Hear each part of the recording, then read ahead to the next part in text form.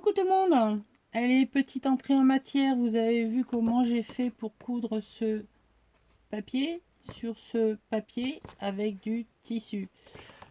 Rien de compliqué, c'est simplement, voilà, vous laissez glisser le tissu et le papier. Coucou mon petit bébé. Oh, il se réveille. Tu viens dire bonjour? Non, pas envie. Donc, je voulais aussi vous laisser entendre le bruit de ma machine parce que ça fait un petit moment que je ne l'ai pas justement nettoyé et ben, je voulais faire avec vous le nettoyage pour que vous entendiez bien le bruit, le claquement qu'elle peut faire et après nettoyage, le bruit qu'elle fait après nettoyage tout simplement. Donc là je prends pour vous faire réécouter. Vous n'étiez pas très attentive, je le sais. Donc tout simplement, on va faire un petit essai. Chut, écoutez le bruit de la machine.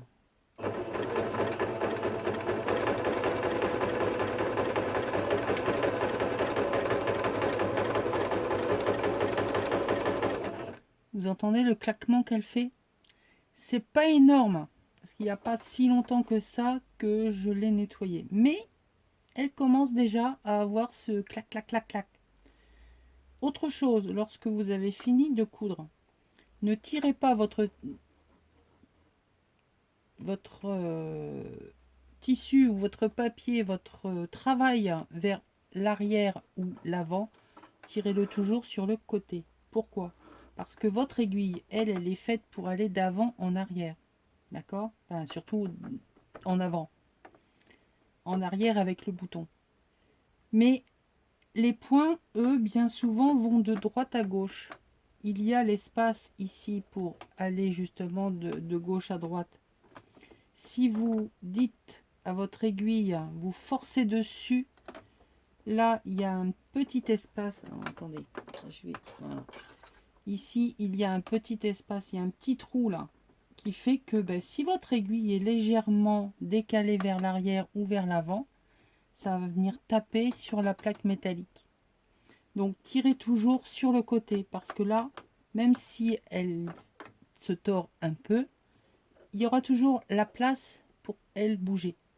Voilà, petit truc. Donc, pour remettre le pied de biche, on le met là, on descend le truc et on le relève. Voilà. Donc toujours tirer sur le côté. Alors maintenant, on va attraper un pinceau. Peu importe lequel, vous prenez un pinceau assez rigide de façon à ce que ça puisse aller dans les petits coins. Et on va venir nettoyer l'intérieur de notre machine. Alors, on coupe normalement, mais sinon moi j'y vois rien. C'est normal, elle se met en route. Donc j'enlève ma canette avec son support. Je débloque les deux trucs de chaque côté et je sors les différentes pièces. Voilà la poussière que l'on peut avoir, enfin que l'on a dans notre machine. Donc ici nous avons le bloc qui vient tenir cette pièce qui est la pièce qui va pivoter.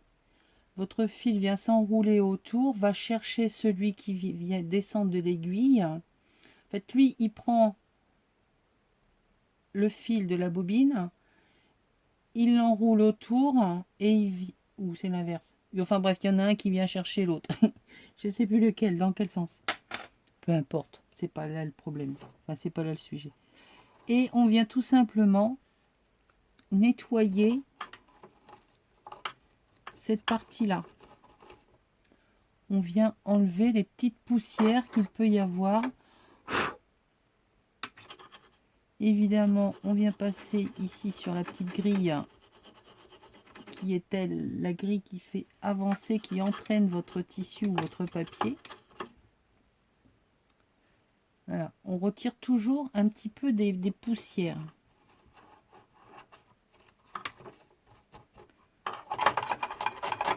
Bon, l'idéal, ce serait d'avoir une soufflette ou, vous savez, les bombes pour nettoyer les claviers. J'en ai pas. La soufflette, elle est dans le garage. J'ai pas envie de me déplacer. Ensuite, je viens tout simplement mettre une goutte sur le rond qui vient tourner là. Juste une goutte, histoire que ça...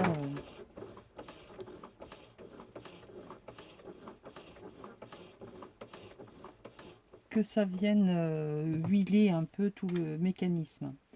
Ensuite, et c'est là qu'on s'amuse, hein, cette machine, je la déteste pour ça. J'en ai pourtant eu dans les mains beaucoup. C'est la première qui est aussi chiante à remonter.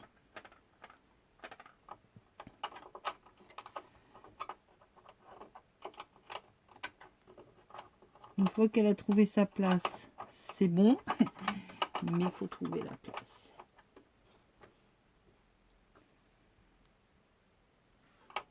Vous ne pouvez pas vous tromper, me le mettre à l'endroit à l'envers. Il y a un mécanisme qui fait que ça doit être mis d'une telle façon et pas d'une autre. Mais j'avoue que moi, à chaque fois, c'est la galère. Voilà. Allez savoir, c'est rentré du premier coup. Et maintenant, cette pièce-là, il y a des petits crans.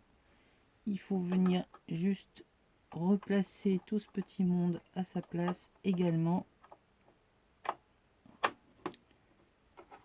Et on rebloque avec les petites pinces noires qui sont sur le côté. Voilà. On vérifie que c'est bien en place, que ça ne vient pas buter contre l'aiguille. Ça arrive. Hop là. Et ça y est. Viens ici. Ça, c'est un truc bête. La bobine. Alors, si votre canette se sauve, c'est pas la peine d'essayer de rembobiner le fil. Ça va être de tout travers. Et c'est là que votre machine ne va plus... Enfin, elle va bourrer, elle va faire des trucs bizarres. Couper, c'est ce qu'il y a de mieux. Ensuite, je remets ma canette. C'est pareil, à l'intérieur, vous ne voyez pas, mais il y a un cran qui vient faire que là, j'ai un pic qui vient se bloquer dedans. Ensuite, je vais récupérer le fil de la canette avec le fil qui vient du haut. Donc, je fais tourner la molette sur le côté. J'ai le fil donc du haut qui vient faire le tour, qui est entraîné par la pièce que je vous ai montré tout à l'heure, que j'ai eu du mal à remettre. Elle vient attraper le fil de la canette et je le ressors ici.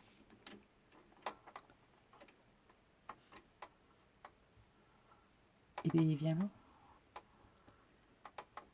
Je repasse les fils en dessous de mon pied de biche et je suis de nouveau prête à travailler. Alors maintenant je vais vous faire écouter le bruit qu'elle fait. Vous allez voir que il y a quand même un léger mieux.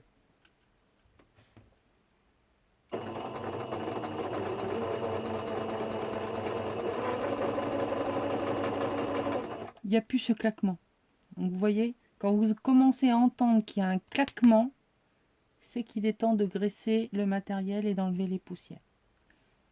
Voilà pour ce petit cours technique, dirons-nous. Je vous emmène avec moi pour vous expliquer un peu plus en détail ce que j'ai déjà fait sur mon projet et ce que l'on va faire.